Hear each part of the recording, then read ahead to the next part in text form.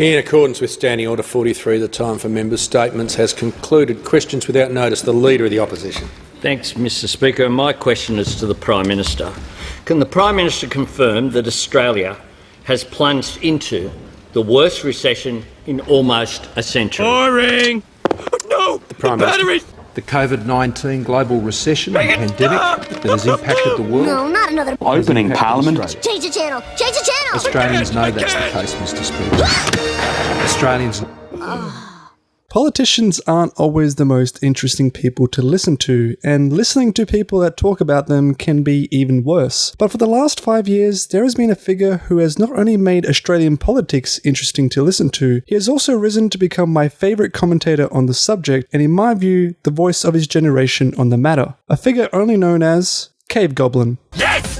That is the best play on words ever! I know it's mad. Look at the road, you dickhead. Yeah, I feel pretty bad about Cave Goblin dying, but these holy beats have enabled me to walk again. It's a miracle, bros! Of course, I'm talking about Friendlyjordies, which has been a channel that I've been following for a few years now, and since watching his video on Australians in Bali with his impersonation of a goonbang drunk yelling at a taxi driver, I thought, you know what? This guy's going places. Oh, he's still going. What a loose card. Oi, Bali man, do you know what goon is? Taxi driver trivia. Do you know what goon is? Sodom and Gomorrah just got tropical. In hindsight, it's only obvious to see that what started as low-budget crazy abstract sketch comedies was always going to turn Friendlyjordies, or Jordan Shanks, into the icon of Australian political commentary that he has become today. Truly a path that every professional commentator takes. And this is by far my favourite twist in the novel because it includes our finance minister being a T-800 robot who states, "A lot has changed in the economy." Yet this robot, who denies he's a robot by specifically going out of his way to claim, I'm not a robot. So what do I like about Friendlyjordies, and why has he done so well compared to your traditional flock of political sheep commentators? Well, let's look at why politics isn't the best thing to talk about on a first date, and 3 reasons that explain how Friendlyjordies is able to make politics interesting, and that have turned Jordan into how I see him as an Australian Stephen Colbert mixed in with the tenacity of Andrew Hansen from The Chaser. You just did it again. I can smell. I smell the poo-poo in the car. When I pick you up, I say, I know she's gonna do brown. I'm so sorry. Tolerant like an adult too. Comedy. Making politics interesting. I think everyone knows that out of all the professions on earth, the top 5 scummiest, most despicable kinds of people in society are those that choose to become tax collectors, bankers, parking inspectors, communists, and politicians. But of those 5, none are more spoken about than politicians, which is ironically a subject that most hate listening to, not only because of their distaste for the profession itself, but because listening to politicians talk is like listening to the sound of a bingo card reader. I thank the Senate. I advise that the opposition has made 2 changes affecting Shadow Assistant Ministers. Ms Meryl Swanson MP has been appointed as Shadow Assistant Minister for Defence, replacing the Honourable Dr. And 38. What'd she say? She's at 38. She told me about the week. G55. Surprisingly, worse than politicians are those that talk about politicians, with almost every newsreader and political commentator as dry and uninformed about the state of politics as the people they are commentating over. And this is where Friendlyjordies comes in to set himself apart from the rest, because although his videos are often politically driven, that's not the main reason I want to watch them. I watch them because they're hilarious. Asking him not to waste everyone's time and energy in draining pointless posturing maneuvers for slight personal gain is like asking the Dolmio man not to make the Dolmio grin. That's what he does! While that's the most obvious thing to say, I don't think it's worth overlooking or not stating because it's by far the largest part about why anyone should watch Friendlyjordies, since I genuinely find him funny and love how he can fuse hilarious comedy with his serious commentary. To the time he was questioned as to why he called a royal commission into the aged care sector after cutting $1.2 billion from it, where Slow-Mo released his secondary attack, retorting with, "No, I don't accept that." I don't accept that. It's also why I'd argue he was able to overcome the obstacles of his low-budget look and production from the early days, because the actual content within the videos were of such high quality. And it reminds me of shows like Trailer Park Boys and It's Always Sunny in Philadelphia, in that it's less about how good it looks on the surface, but more about how good the content is at entertaining the viewer, which is something that Friendlyjordies does incredibly well. Welcome to Stereo.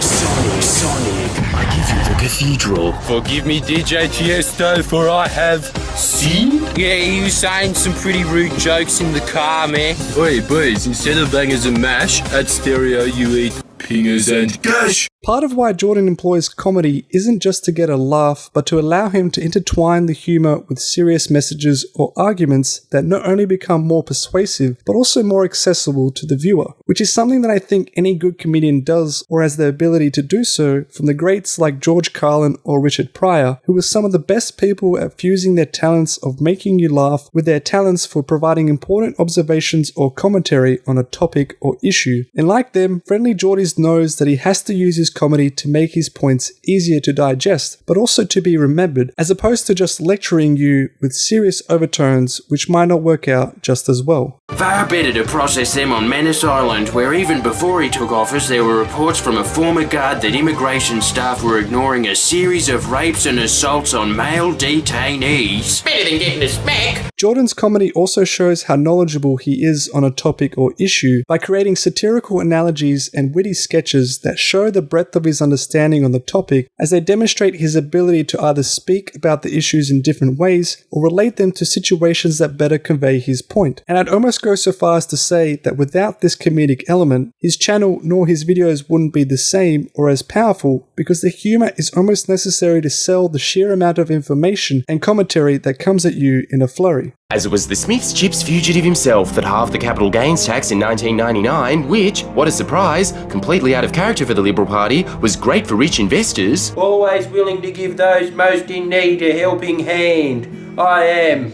Spudder Teresa. But not so great for pretty much everyone, as most people don't have excess income to buy investment properties, much less afford posing lessons and how to look like a dead mullet fish in all your photos. So if you were in the market for, shelter, this is a graph of the housing prices. Q Howard's capital gains tax cuts and cliffhanger. An avalanche of thrills or an avalanche of bills. All of which would be at risk as coming across as dry and boring were it not for these funny exchanges between an insane number of crazy characters and his incredibly bizarre style of surrealist comedy. Alright, I know that my living is to do infomercials where a friend and myself are supposedly having a casual conversation about, Doug, let's talk kitchenware. I don't want to have this conversation. And I invented the product. So you're one of those pussies that likes to talk about friends and family, are you? Well, kitchenware is my family, Dougie. My mum's a frying pan. This was my birth canal. And my sister's not kitchenware, she's a chicken. No. Knowledge. Being the expert.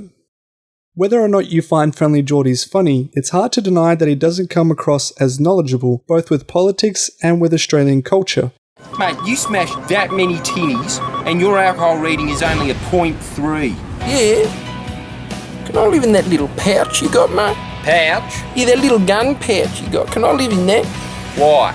Because I'm a gun, mate. From watching any one of his political heavy videos, you'll find that interspersed between all the comedy sketches are video essay-like elements that include numerous sources of pieces of evidence that support his arguments and points, which are often narrated over the top in fast-spoken soliloquies that deliver a flurry of critical statements that hit you like a flurry of punches from Muhammad Ali. Where we now have a buyer's market in which half the coal mines in the world now face prices below their costs of production, and the world's two largest importers of coal, India and China, are investing hundreds of billions of dollars in renewable energy, causing thermal coal consumption to peak in China next year, while India plans to cease all imports of thermal coal within 2 to 3 years. But late entrant Fiji still needs coal open for business, yeah! While talking incredibly fast does have the implication that anyone can sound intelligent enough if they manage to talk about their points quickly enough, these fast-paced monologues by Jordan are backed up with such well-written prose and lexicon that even if you had to rewind to make sure you heard it right, when you do so, so, you realise just how knowledgeable Jordan is on the subject that he's chosen to talk about. 2 years over schedule, and it was $1.3 billion over budget. You know how much Gladys scraped from efficiency dividends? 1.1 billion. That means all those people lost their jobs for one of her mistakes, and she's still in the hole for 200 million, and she gets to keep her job. Jesus.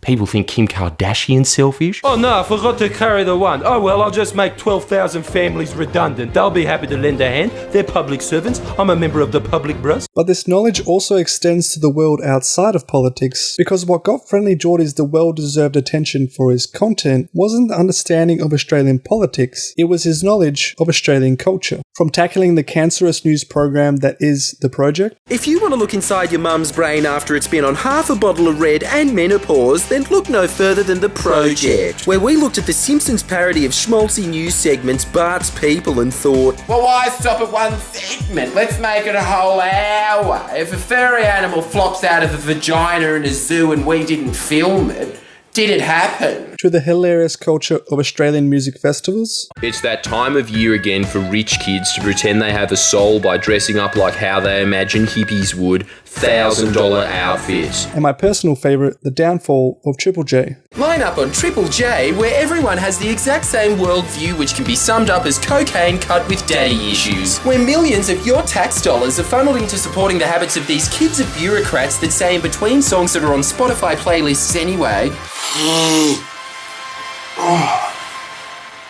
That was a pretty tasty track. How could the private sector ever do what Triple J does? Each video exemplified Jordan's talent for comedy, but also showed his knowledge and understanding of providing social commentary with such accurate observations and insightful points that didn't just make him an important voice to adhere to, but one that continues to be relevant to a generation today. We've cracked it. We can make smash hit show after smash hit show, and the secret formula is POW. Reality TV aimed right at the reptile part of your brain. Food, shelter. And now, Channel 9 presents Fuckin' Married at First Sight, or, as it's known by its pilot name, Very Confused People with Bang on Average IQs.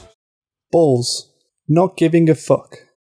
Putting it simply, Jordan Shanks doesn't give a fuck. Not only has the Friendlyjordies brand been unflinchingly ruthless and willing to tackle giant news corporations without fear of reprimand, Jordan has adamantly refused to let them bully him into submission from day one and has continued to remain steadfast time and time again. Frankly, I think it was a tactical error on your behalf to leave it entirely up to me to prove that your client's a fatty McFuckhead, as I'd do that for fun anyway. But to make it a legal obligation to serve this great nation's cause, Mr. Iskander, you've moved it up from being a privilege to an honour. Jordan and his channel could have easily become a decent contributor to any news media outlet such as ABC, BuzzFeed, or Pedestrian TV, but instead he had the balls and, importantly, wisdom to see that by doing so, it wasn't going to be something that aligned with what he wanted to do in life, so much so that he wasn't afraid to simply burn that bridge with such confidence. When people come up to you and they say, hey, would you like to work for one of our major networks that everybody in the world dreams about working at, and it's shitter pay and you don't get to say whatever you want like you currently do at the moment, and then you can just go and you don't even care if you burn 1 billion bridges on it because you are self-sufficient. Over the years of watching his channel grow, I love that this trend of burning bridges with giant news outlets hasn't just continued but has also grown with his rising popularity, as now most of those outlets are finally starting to pay attention to Friendlyjordies and aren't afraid to put him on notice with their articles that aimlessly attempt to bring him down a peg. But what's even better is that by doing so, it creates more opportunities that Jordan now relishes in, because not only does it mean more attention is being directed towards his channel and brand, it also allows him more avenues for him to profit off such situations by laughing back at them, as he rightfully states just how literally he gets paid to make fun of them. On hearing the Vice wrote an article about my video on Australia Day, this was my response. Yes! Yes! Oh my God! Shouldn't have done that! Vice guide on how to fall flat on your ass. So what was first an attempt by the news to attack him has now become an opportunity where Jordan will be more than happy to reciprocate, and can do so because he knows how legitimate he is and isn't afraid to fire back, full knowing that he can stand to profit off them. Go on, where's my article? Get writing, kid from Stuart Little that really let himself go. And it's this amazing exchange that makes me view this constant back and forth as a real David vs. Goliath struggle that Jordan constantly wins time and time again, to the point where one man has actually become more popular and legitimate than the $1 billion news outlets he makes fun of. Ditto Bill Shorten when he pointed out that $80 billion had been cut from health and education. Not very hard to see. Those are massive cuts. No. According to the enlightened overseers of the ABC, that's all hot air. That's not hot air. This is hot air. That's why they call me the gaseous giant. Over the course of the last 10 years, Jordan Shanks has changed the course of Australian political commentary in ways that only other legends before him have been able to do so. Legends like Sean McAuliffe and the entire Chaser team, who like Jordan were able to use their hilarious brand of comedy not to just make us laugh, but to make us pay attention to decisions and choices made by a small few, but which they knew impacted the lives of millions like them. As a Nigerian email scam artist, I think I'm entitled to ask, don't you feel a little ripped off? What, that Tony Abbott cost us all $1/1000? No, worth every penny. But unlike those that came before him, Friendlyjordies has not chosen to be part of the mainstream media and has continued his humble beginnings of staying on the platform that has given him the status he has today. And while his videos have changed from their low-budget sketch-like roots towards the more conventional vlogging style of reactions, the quality of messages hasn't changed, and the decision to pivot in styles has allowed Jordan to finally receive the attention that he deserves with a higher efficiency in his content output that benefits everyone. Because for people like McAuliffe, The Chaser, and Friendlyjordies, there's never enough laughter, arguments, and ideas that we shouldn't be listening to or turning away. Hey, don't you disrespect me? Now we're gonna have to sort this out. Your best 10 boys against my best 10 boys. 10 minutes outside Bankstown Station. No guns, no nothing. Just fists. You heard it? Please press the subscribe button now. Come on. Hi, my question is also for Peterson, and while I very much stand with the women's advocates in the room, my question is sort of on a different topic. No one cares. Just ask the question. You have a whole lot of fans or former fans, kind of so-called now ex-lobsters, people like Brendan Schiff. And a lot of these people talk about you have very simple answers to complex questions. Smug and terrified at the same time. I don't know how they pull it off, but it is a Hiroshima of annoyance. Like, you talk all this much about individual responsibility. Most of us are never going to be able to afford to have all of these assets to have responsibility over. So what is your advice beyond banal comments like clean your room? Jeez. You can feel your own soul going, can I go to heaven yet? I'm done with this world. The fear in her eyes, you know that she regrets saying that instantly.